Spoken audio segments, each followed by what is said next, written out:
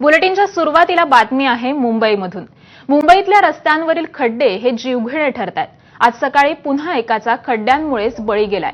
Vikhroli Jogeshwari link रोडवर हा अपघात झाला। या रस्त्यावर पडलेले मोठमोठे खड्डे, मेट्रोच्या कामांमुळे केलेलं सुमार दर्जाचं पॅचिंग आणि त्यामुळे निर्माण झालेले असमतल उंचवटे हे जीवघेणे होऊ लागलेत। आयआयटी पवई जवळ असाच एक भला मोठा खड्डा पडलाय। त्याच्या शेजारी उंचवटा तयार झालाय। त्यावरून बाईक स्लिप होऊन देवांश पटेल या तरुणाचा मृत्यू झाला, तर त्याच्यासोबत असलेला स्वप्नील विश्वकर्मा गंभीर जखमी आहे। लालबागच्या राजाचं दर्शन घेऊन देवांश आणि त्याचे मित्र हे स्कूटीवरून घराकडे निघालेले होते। खड्ड्यामुळे स्कूटी स्लिप झाली आणि तो बाजूने जाणाऱ्या बेस्ट बस खाली आला। खड्ड्याबाबत स्थानिकांनी वारंवार तक्रार करूनही तो बुजवला गेलेला नाहीये। काहीच महिन्यांपूर्वी इथून काही अंतरावर लालू कांबळे या व्यक्तीचा अगदी असाच मृत्यू झाला होता। मात्र प्रशासनाला जाग आलेली नसल्यामुळे हा मृत्यू झाल्याचा स्थानिकांनी आरोप केलाय।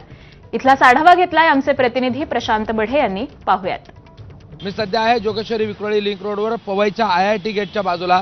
आपण जर बघितलं तर या ठिकाणी हा जो खड्डा आहे त्याच्यावर एक उंचवटा झालेला आहे आणि यामुळे एका तरुणाचा अपघातात मृत्यू झाल्याचा तर एक तरुण गंभीर जखमी झाल्याचा घटना जी आहे ती घडलेली आहे।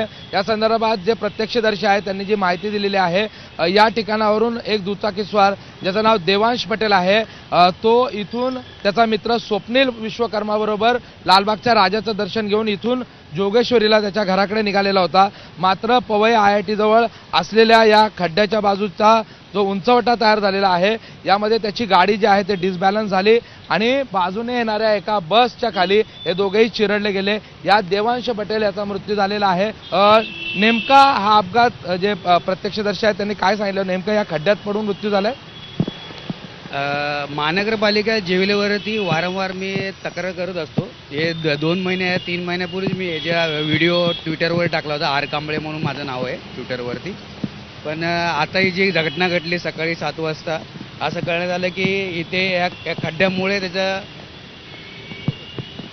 त्याचा बॅलन्स हे झाला आणि तो बसच्या खाली आला आहे। खड्ड्यांच्या संदर्भात आता मुंबई महानगरपालिका काय ठोस उपाययोजना करणार का, असा प्रश्न जे आहे ते नागरिक विचारताना पाहायला मिळत आहेत। कॅमेरा पर्सन श्रीनिवास प्रशांत बडे, एबीपी माझा, मुंबई।